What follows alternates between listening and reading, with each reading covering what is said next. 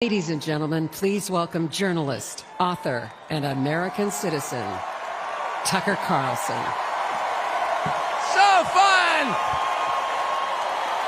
Thank you! Oh, this is wild. Thank you! Good to see you. Thank you. I feel like I know about half the people in the room. This is wild. What are you doing? Justin Wells. Thank you, guys. Okay. Can I just say, Peter Navarro is back. Welcome to Peter Navarro. Suffering the fate that has happened to so many who are friends with Donald Trump. Thank you for having me. I have been to many conventions. I have never been to a more fun convention or a convention with better vibes. They literally let Navarro out of prison. First of all, thank you. This feels a lot different from what I thought it was going to feel like. I can't hear you, but I know it's something good. So, I watched the video of what happened in Butler, Pennsylvania about 50 times. I think I was one of about 8 billion people around the world who watched it. And the more I watched it, the more it struck me that everything was different after that moment. Everything. And this convention is different. The nation is different. The world is different. Donald Trump is different. When he stood up after being shot in the face, bloodied, and put his hand up, I thought at that moment, that was a transformation. This was no longer a man. Well, I think that. I think it was divine intervention. But the effect that it had on Donald Trump, he was no longer just a political party's nominee or a former president or a future president. This was the leader of a nation. And I think there's a difference. I've spent most of my life in Washington, where the president is at the top of the pyramid. Everyone wants to be the president. But if you think about it, the presidency comes with great power, obviously. But if you think about it, that is a title that is bestowed by a process of some sort that can be subverted. And in the end, it does not confer by itself, as no title does, legitimacy. Just because you call yourself the president doesn't mean that much inherently. I can call my dog the CEO of Hewlett-Packard. It doesn't mean she is. It's true. And you hate to say it, but it is also true, it is a fact, that you could take, a mannequin, a dead person, and make him president. No, you could. You could. I'm just saying theoretically possible. With enough cheating, that could happen. But being a leader is very different.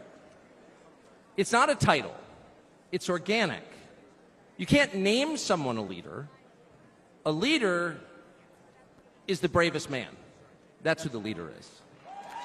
That is true in all human organizations. This is a law of nature. And in that moment, Donald Trump, months before the presidential election, became the leader of this nation. That was the most obvious to me. And I have to say, I think it changed him. He reached out to Trump within hours of it that night. And what he said to me that night, having just been shot in the face, he said not a single word about himself. He said only how amazed he was and how proud he was of the crowd, which didn't run. And I thought two things. The first thing I thought was, well, of course they didn't run. His courage gave them heart. A leader's courage gives courage to his people. And the second thing I thought was, this is the selfish guy I've been hearing about for 9 years? Really? Not a word about himself? About his people, period. And the second thing I noticed, which I don't think anyone has remarked upon in public, but I'm just going to since I don't have a script, like why not, is that he turned down the most obvious opportunity in politics to inflame the nation after being shot. to inflame the nation, which is an opportunity that almost every other politician I've ever met, and certainly his opponents, would have taken instantly. And they would have said, well, what is this? How did he get shot? Like, how did this happen? And those are real questions that we have to get to the bottom of. But in the moments, the days, the week after the shooting, he did not say that. He did his best to bring the country together. And I thought, this is the divisive figure? This is the irresponsible person? No. This is the most responsible, unifying behavior of a leader I think I've ever seen. So the question is, where is he leading us? And I could go on for hours, but let me just sum it up. I do think the entire point from the famous escalator ride 9 years ago until today of Donald Trump's public life has been to remind us of one fact, which is a leader's duty is to his people, to his country, and to no other. That's the point. That's the only point. And another word for this is democracy. Democracy, in case you're a little sick of being beaten in the face with democracy on television, actual democracy is the proposition that the citizens of a country own that country.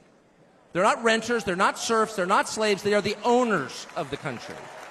And for that to be true, their leaders have to represent them, which is another way of saying they have to do what the people want them to do, or a close approximation thereof. But if they completely ignore what people want, not just 1 year, but generationally, say for 50 years, then it may be, I don't know what, it's not a democracy. And so I think the entire Trump project, paradoxically, is attacked as an enemy of democracy, is to return democracy to the United States. Hey, let's pay attention to what people actually want. And the lack of interest in that question in Washington is something that ultimately drove me out of the city after 35 years. Lawmakers stepping over the prostrate bodies of their fellow citizens ODing on drugs to go cast votes to send money to some foreign country. Yeah, actually, we've lost more Americans from drugs in the past 4 years than we lost in World War II. Yeah, our bloodiest war. More than we lost in World War II. Does anybody care? It is pathetic. It is pathetic. And do you hear a single word from Washington about doing anything about it? We know where the drugs are coming from. We know the supply routes. The U.S. military spent billions bombing the Ho Chi Minh Trail. You don't see our commander-in-chief suggesting that we use our military to protect our country or the lives of its citizens. No. That's for Ukraine. And it's too much, actually. It's too insulting. It's too insulting. It's a middle finger in the face of every American. It's a very clear statement, which is unmistakable. And that is, we don't care about you. And Donald Trump, whatever you say about him, and I think he's a wonderful person. I know him well. By the way, the funniest person I've ever met in my life, actually. You can't be funny without perspective or without empathy, which is true. But everything else about Trump aside, he actually cares because he's interested in the people who live here because that's his job. A father's job, his duty is to his family. An officer's duty is to his men. A president's duty is to his citizens. And he seems to be the only one who thinks that. And in his choice for vice president, J.D. Vance, he's made that really clear.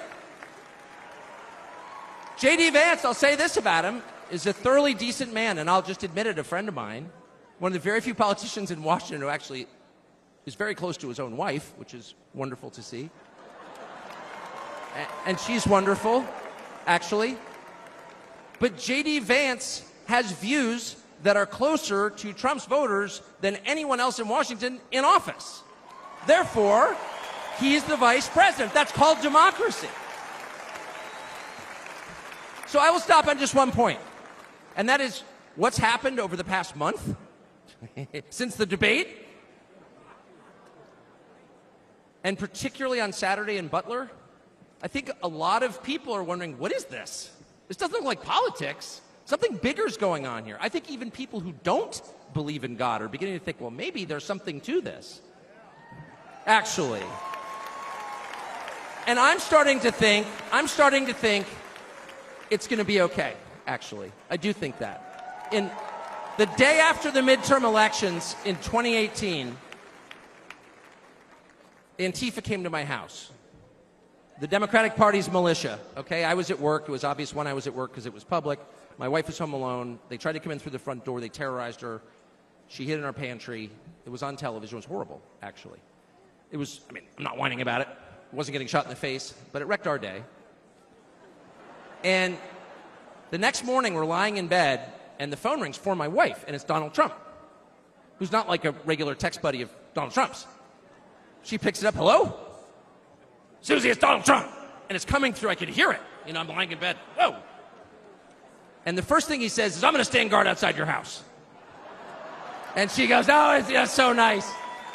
And he says, I'll never forget this as long as I live. He says, you know, there's a lot of hate out there. And she said, you know, there is, Mr. President. And then he says, but there's a lot of love. There's a lot of love. And we are seeing that love. I don't think it's human love. And I'll just stop with this. I'm not always convinced that I'm on the right side. I've been on the wrong side many times. You'll never hear me say, I'm on God's side, or God's with me, or even I'm with God. I want to be. Not sure I am. But I will say this unequivocally and conclusively. God is among us right now. And I think that's enough. God bless you. Ladies and gentlemen.